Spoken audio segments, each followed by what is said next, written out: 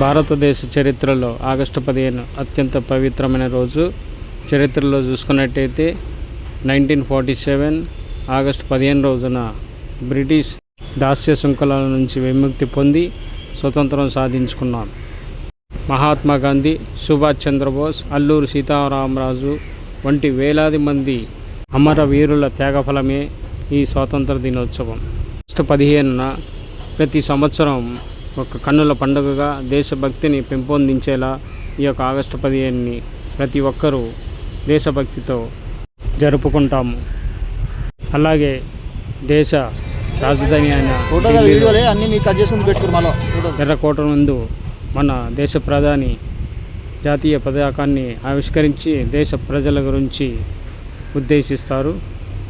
Moula Ali housing board Shri Shri Pothuluri Veerabrahmendra స్వామి ప్రాంగణం నందు మన జాతీయ జెండా ఆవిష్కరణ చేసినాము. అదేవిధంగా పర్యావరణ రక్షణ కోసము అనేక చెట్లను నాటినాము. భారత్ మాతాకి జై. నా యొక్క వీడియో నచ్చినట్టయితే నా ఛానల్ని సబ్స్క్రైబ్ చేసుకొని లైక్ చేసి షేర్ చేయండి. Thank you so much.